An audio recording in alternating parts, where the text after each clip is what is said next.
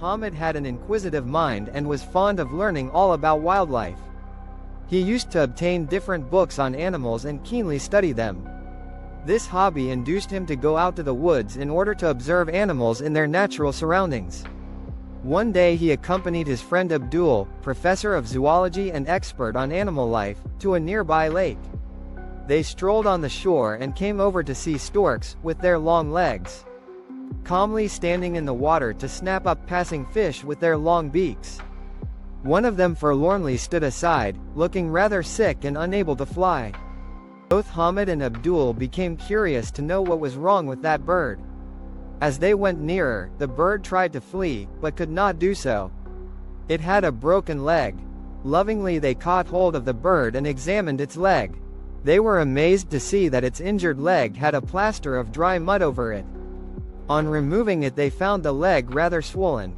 The bone was either fractured or broken.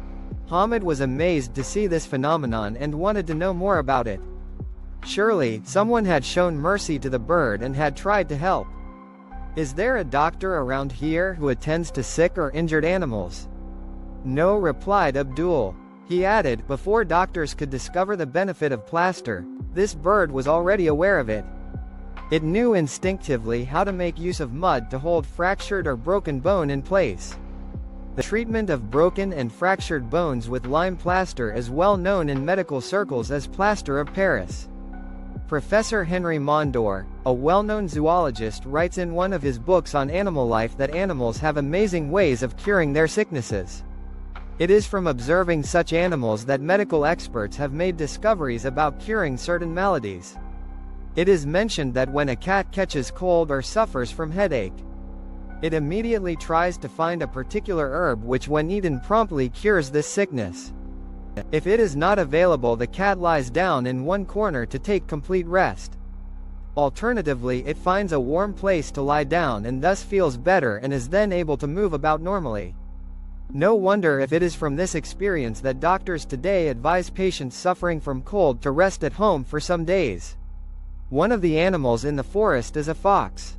It is cunning and has many enemies. It has to contend with snakes in the forest.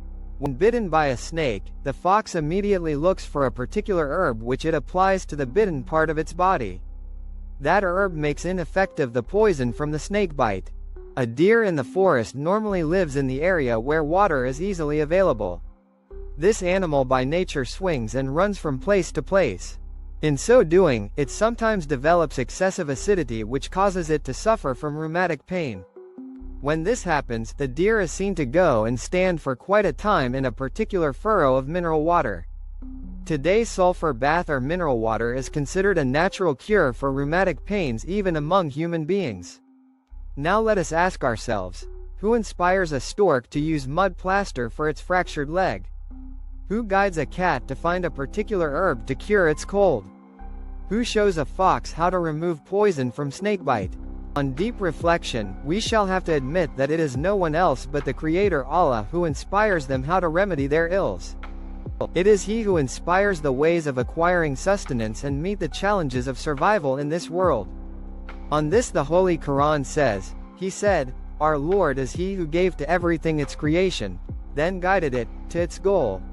2050. However, it must be remembered that it is not good to hurt animals deliberately. Islam teaches universal charity even towards animals.